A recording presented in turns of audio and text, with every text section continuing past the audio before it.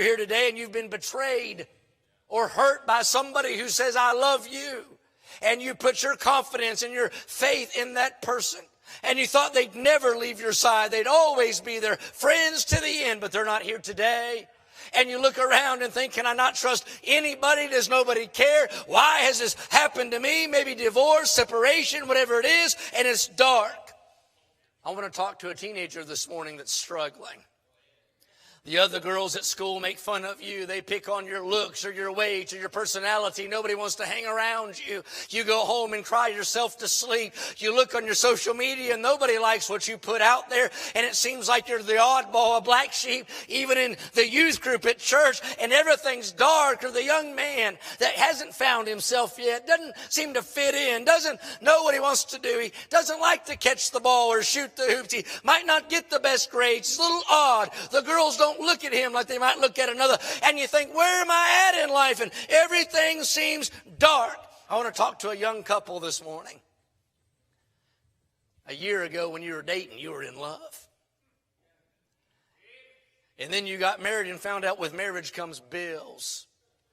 And that young lady that had on 5 pounds of mascara every time you took her on a date doesn't wake up looking like she does after the 5 pounds of mascara. And that fellow that you thought hung the moon, you find out he won't even hang a picture.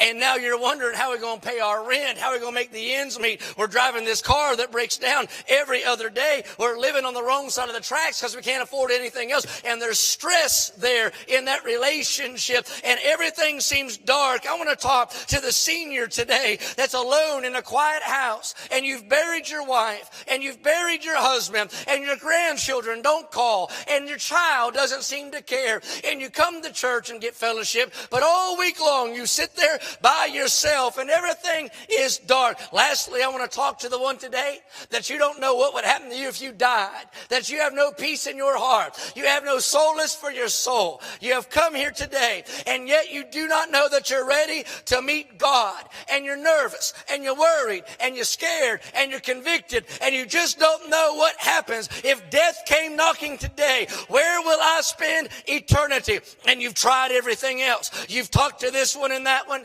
Maybe you've tried this relationship or the other. Maybe you've popped a pill or drank something from a bottle. You've hopped to every church in town. You've tried to do better, live better, dress different, whatever.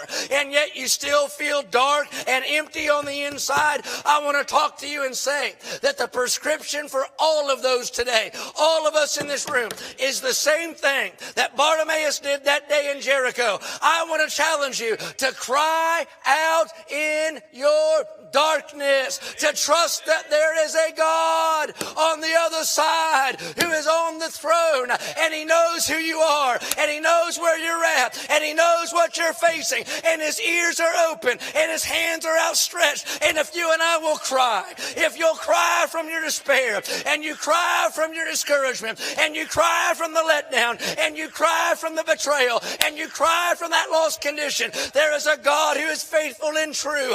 And I'm glad he's still standing there on the road. I'm glad he's still listening for a beggar that will cry out in his direction. And if you and I can cry out in the darkness, I believe the sun could shine again.